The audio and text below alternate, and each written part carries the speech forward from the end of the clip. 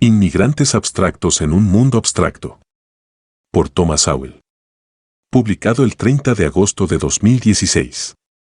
¿Por qué un país con la población judía más grande del mundo, fuera de Israel, admitiría un gran número de inmigrantes de países donde se les ha enseñado a odiar a los judíos desde la más tierna infancia?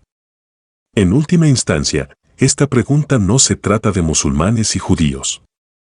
Se trata de hablar de los inmigrantes en abstracto, en lugar de en términos de las realidades concretas y específicas de inmigrantes particulares en circunstancias particulares en un tiempo y lugar particulares. Ese momento es ahora y ese lugar son los Estados Unidos de América.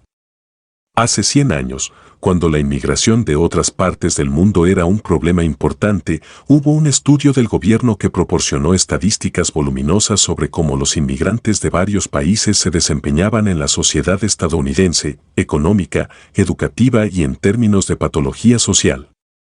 Hoy en día, no se consideraría correcto, es decir, no políticamente correcto, ni siquiera hacer tales preguntas sobre los inmigrantes, especialmente si los inmigrantes se desglosaran por país de origen.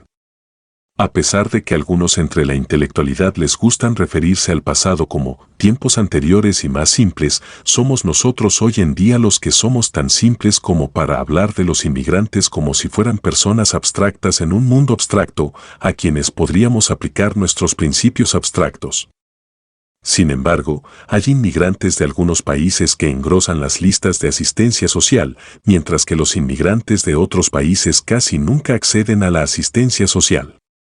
Los inmigrantes de algunos países tienen un alto nivel de educación, más que la mayoría de los estadounidenses, mientras que los inmigrantes de otros países tienen poca educación y pocas habilidades. Mucho de lo que se dice hoy sobre la inmigración simplemente agrupa a inmigrantes muy diferentes e incluso agrupa a circunstancias muy diferentes. Declaraciones insípidas sobre cómo todos somos descendientes de inmigrantes ignoran alegremente el hecho de que millones de estadounidenses son descendientes de inmigrantes legales a quienes no se les permitió ingresar al país hasta que cumplieron con los criterios médicos y de otro tipo. Hoy en día, las personas cruzan la frontera con cualquier enfermedad que traigan, y el gobierno federal las dispersa a varias comunidades de todo el país sin siquiera avisar a las autoridades locales sobre el historial de enfermedades o delitos que traen estos inmigrantes y mucho menos que riesgos de terrorismo que conllevan. Tal arbitrariedad no es incidental ni accidental.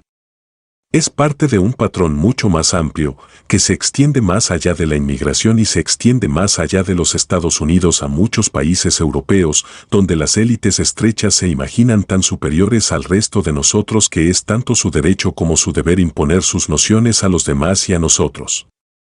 Muchas de estas élites parecen verse a sí mismas como ciudadanos del mundo y consideran las fronteras nacionales como reliquias desafortunadas de un pasado ignorante.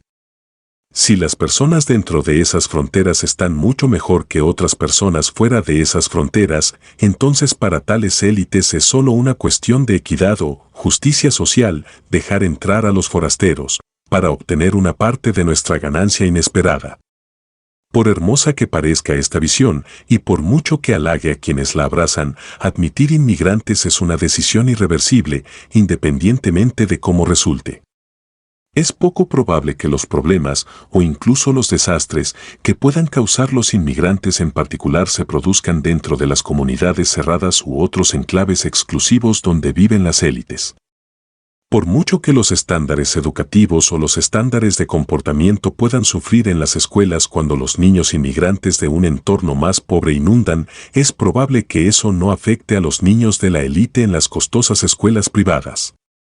Los países europeos han ido mucho más lejos en este camino y sus élites han sido aún más inmunes a los hechos concretos sobre los desastres que han creado.